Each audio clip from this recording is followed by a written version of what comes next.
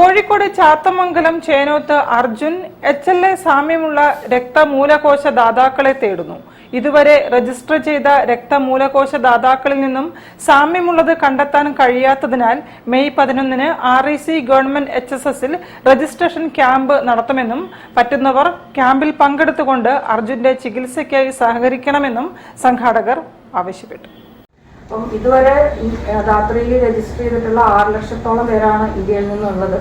അപ്പം ഇതിൻ്റെ ഒരു പോസിബിലിറ്റി പറയുമ്പം നമുക്ക് ഫാമിലിയിൽ നിന്ന് മാച്ച് വന്നിട്ടില്ലെങ്കിൽ ഫാമിലിയുടെ പുറത്തുനിന്നുള്ള നമ്മുടെ രക്തബന്ധത്തിന് പുറമേ നിന്നുള്ളൊരു മാച്ച് അൺറിലേറ്റഡ് ഡോണർ എന്ന് പറയുന്ന ഒരു മാച്ച് വരാനുള്ള സാധ്യത 10,000-1 മുതൽ 20 ലക്ഷത്തിൽ1 വരെയാണ്.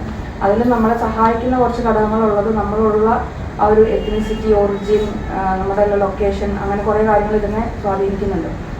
ലോകത്ത് ഇതുവരെ രജിസ്റ്റർ ചെയ്ത 43 ദശലക്ഷം സന്നദ്ധ ദാതാക്കളിൽ നിന്നും ആരും സാമ്യമില്ലാതെ വന്നതിനാലാണ് കൂടുതൽ ആളുകളിൽ സാമ്യം നോക്കുന്നതിനായി സന്നദ്ധ രക്തമൂലകോശ ദാതാക്കളുടെ സംഘടനയായ Dhathri blood stem cell donor രജിസ്ട്രിയിലൂടെ ക്യാമ്പയിൻ നടത്തുന്നത്. REC സ്കൂളിലെ പൂർവ്വ വിദ്യാർത്ഥി കൂട്ടായ്മയായ സ്നേഹക്കൂടും JCI മണാശ്ശേരിയും സംയുക്തമായാണ് ചാത്തമംഗലം REC ഗവൺമെന്റ് VHSSൽ മെയ് 11-ന് ക്യാമ്പ് സംഘടിപ്പിക്കുന്നത്. രാവിലെ 9 മണി മുതൽ വൈകിട്ട് 6 മണി വരെയാണ് ക്യാമ്പ് നടക്കുക. അർജുനായി കൂടുതൽ ആളുകൾ രക്തമൂലകോശദാനത്തിന് സന്നദ്ധരായി മുന്നോട്ട് വരണമെന്നും സംഘാടകർ ആവശ്യപ്പെട്ടു.